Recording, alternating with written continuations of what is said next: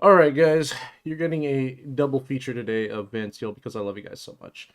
And I wanted to get this out as soon as possible before May 4th. Because tomorrow I want May 4th just to be about, hanging out, doing some JSC, doing some Star Wars stuff, not really focusing on what's going on in the real world. But there was something I saw today that was probably the most ridiculous thing I've seen in a long time.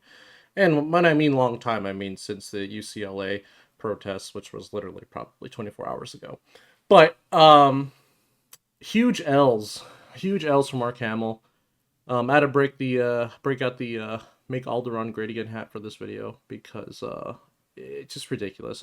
Mark Hamill uh, just recently opened up the press briefing for the White House, and I just kind of lost words. But anyways, I kind of wanted to break the video apart, talk about some of the clips from it, and just yeah, give you guys my 2 cents on it because I just think it's absolutely ridiculous and just to do this right before May 4th, like it's just kind of embarrassing.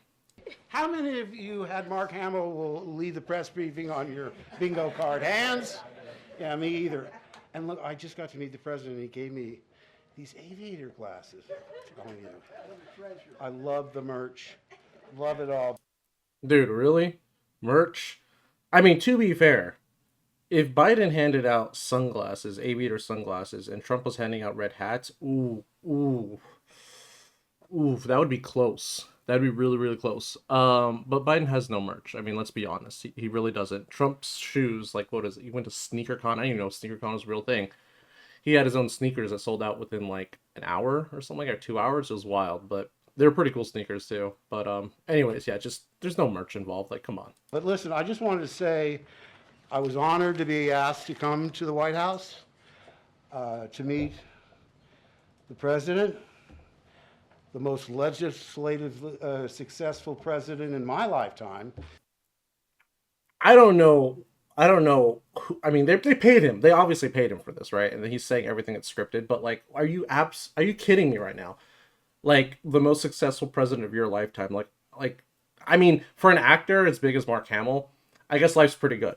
You know what I mean? Like it's almost like taking advice on poverty from him. It's like he's the worst person to take advice on that from.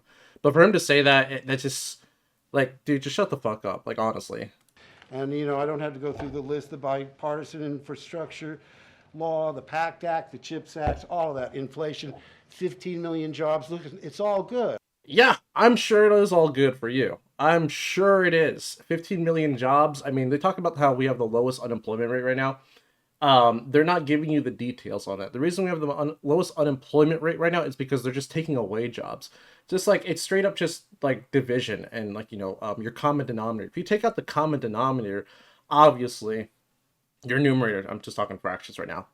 That's the first thing that jumped to my mind. But you take out the common denominator, then yeah, then it looks like you have a surplus. It looks like you're doing great. But like we're not generating jobs. We're taking them away. So yeah, our unemployment rates are lower because there just aren't jobs. It's just a bunch of bullshit. So, yes, Can Biden bring up Star Wars too, sir? well, I called him Mr. President. He said, you can call me Joe. And I said, can I call you Joby-Wan Kenobi? Probably the most cringe thing I have heard in a long time, and I know it's not going to stick because nothing ever sticks with Joe Biden, other than let's go Brandon, but that's neither here or there. But just stop, man. Just like Joby-Wan Kenobi. Are you kidding me? That's just an insult to Obi-Wan in my opinion. I mean, obviously it's a fictional character, but this community cares about Star Wars. That's what we're here for. I have to turn it back over to our wonderful press secretary, Corinne Jean-Pierre. So thank you all so much. I'm sure Pierre is actually a genuinely good human being. I'm sure she's a nice woman in real life. I don't know how she's able to stick through this job this whole time. I wouldn't say she's a wonderful press secretary. She's probably been one of the worst in history.